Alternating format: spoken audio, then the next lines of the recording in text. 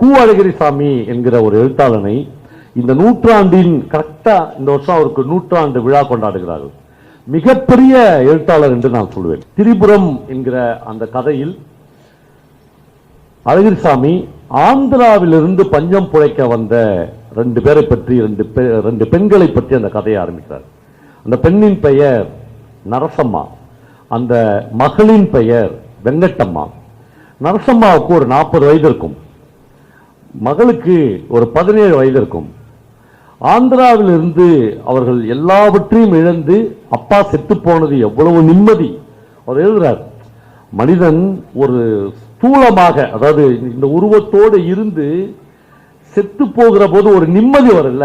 அது எப்படா வரும் அப்படின்னா, நோயிலையும் பசியிலையும் கிடந்து கிடந்து கிடந்து அவனை பார்க்கிற ஒரு குடும்பத்துக்கு தாண்டா அது தெரியுன்ற, மற்றவங்களுக்கு எதுக்குமே தெரியாது.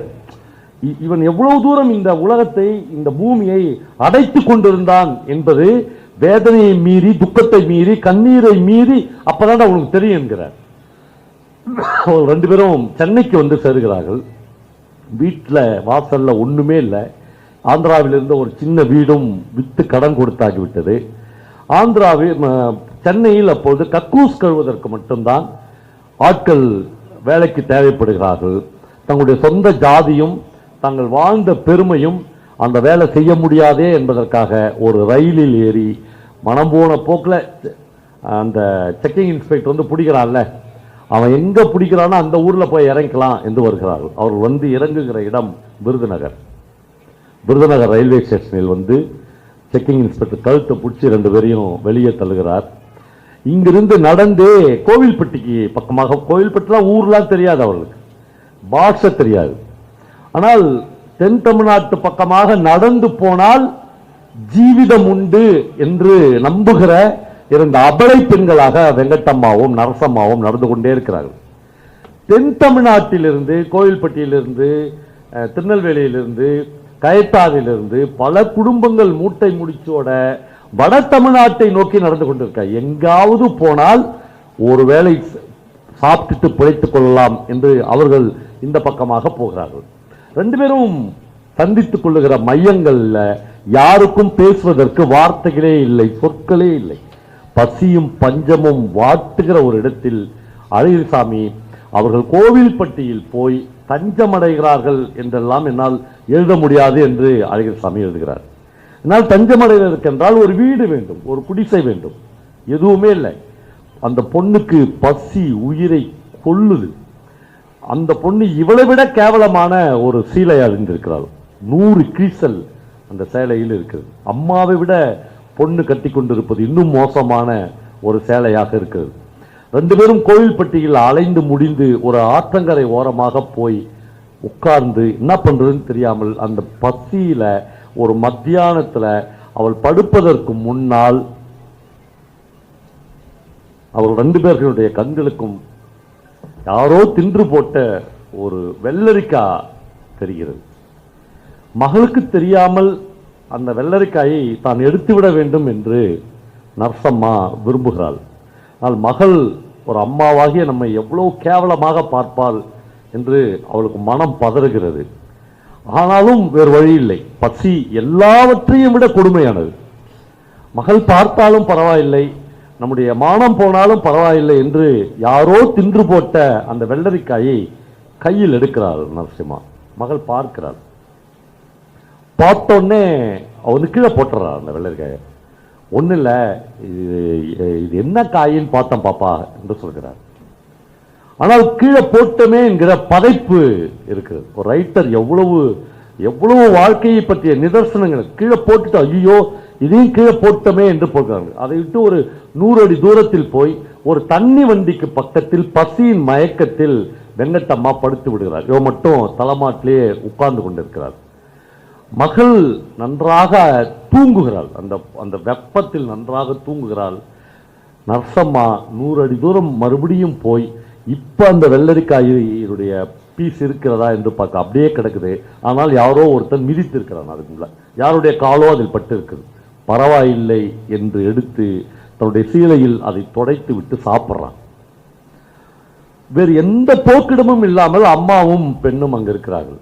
தண்ணி வண்டியில் தண்ணி ஏற்றி கொண்டிருந்த ஹோட்டலில் வேலை செய்கிற யாரோ 2 பசங்க வந்து உங்ககிட்ட பரிதவிப்போடு கேட்குறாங்க, என்னாச்சு, பசிக்குது என்று அந்த அம்மா சொல்கிறார். நீங்கள் இங்கேயே உட்காந்துருங்க, நாங்கள் ஹோட்டலில் போய் நாங்கள் வேலை செய்கிற ஹோட்டலில் போய் சாப்பாடு எடுத்துன்னு வரோம் என்று போகிறார்கள். அந்த வெங்கட்டம்மா எழுந்து அம்மா கிட்ட அழறா, இந்த ஜென்மத்தை இதுக்கு மேலே வச்சுன்னு இருக்கணுமா அம்மான்னு கேட்குறா. இடையில் ஒரு விஷயத்தை அழகிரிசாமி நுட்பத்தோடு எழுதுகிறார். இடையில் அம்மாவின் சீலை மகளுக்கும் மகளின் கண்டதான சீலை அம்மாவுக்கும் மாற்றப்படுகிறது. அம்மா நினைக்கிறார், நம்மளுக்கு 40 வயசு ஆயிடுச்சு, நம்ம பொண்ணுக்கு 17 வயசு, இவ்வளவு இட்டு போன ஒரு சீலையை நாம கட்டினுக்கிறதுல அர்த்தம் இல்லை. 2 பேரும் மாற்றிக்கொள்கிறார்கள். அந்த பசங்க மீண்டு போன 4-5 இட்லி, கொஞ்சம் சட்னி, சாம்பார் ஏதோ எடுத்துன்னு வந்து இவர்களுக்கு கொடுக்குறாங்க. அவ்வளவு ருசியாக இருக்கிறது. பசியின் உச்சத்தில் தான் உங்களுக்கு வந்து டேஸ்ட் எல்லாமே, சுவை எல்லாமே மாறக்கூடியது. அப்படி சாப்பிட்டுட்டு நிம்மதியாக இருக்கிறார்கள். ஆனாலும் அழகிரிசாமி அந்த கதையில் எழுதுகிறார், சாப்பிட்டு முடிச்சு 4 மணி நேரத்தில் மறுபடியும் பசித்தது என்று எழுதுகிறார்.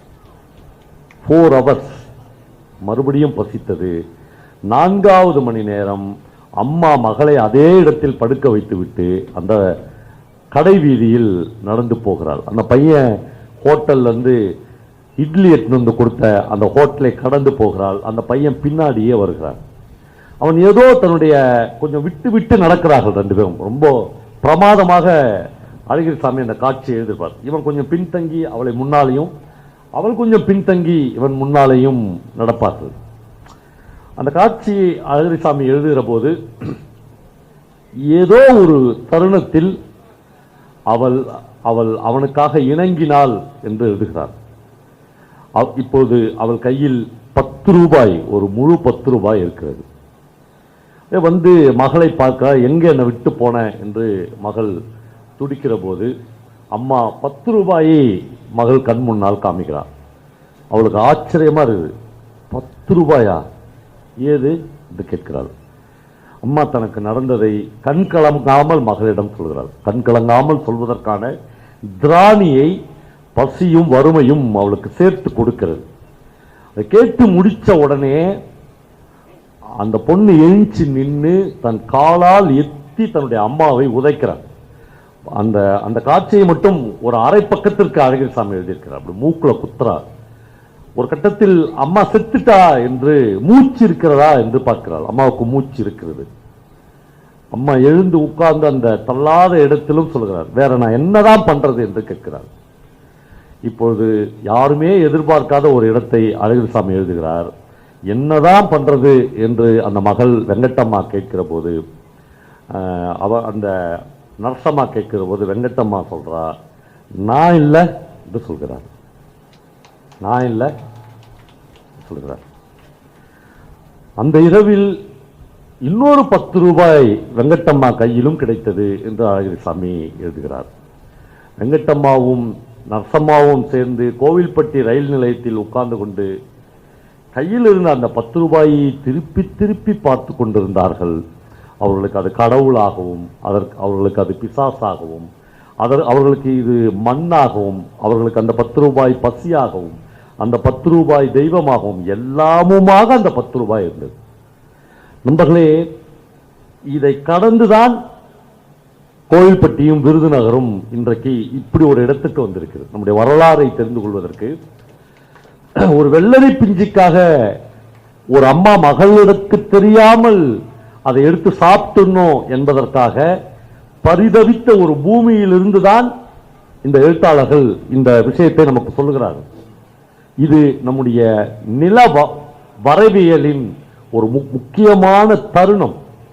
இந்த தருணத்தை வாழ்வின் உச்சத்தில் உட்கார்ந்து பீட்சாவும் பர்கரும் சாப்பிடுகிற ஒரு பையனுக்கு இந்த தருணம் ஞாபகம் வருகிற போது அவருடைய மனது பதற வேண்டும். நாம் இதை கடந்துதான் வந்திருக்கிறோம். இதை கடந்துதான் நம்முடைய வாழ்க்கை இருக்கிறது. இந்த 3-4 வீடுகளுக்கும் 3-4 அறைகளுக்கும் ஏசி போட்டு, ரிமோட்ல ஏசி போட்டு தூங்குகிற இந்த வாழ்க்கை இந்த கோவில்பட்டியின், விருதுநகரின், சாத்தூரின் வெக்கையிலும் வறுமையிலும் பசியிலும் சோரம் போன ஒரு அம்மாவுக்கும் மகளுக்கும் அவர்களை கடந்த காற்றிலும் கிடைத்த ஒரு காற்று தான் இந்த ஏசி காற்று என்பது நமக்கு ஞாபகம் வருவது. அதைத்தான் இலக்கியம் திருப்பி திரும்பி நமக்கு சொல்லுகிறது.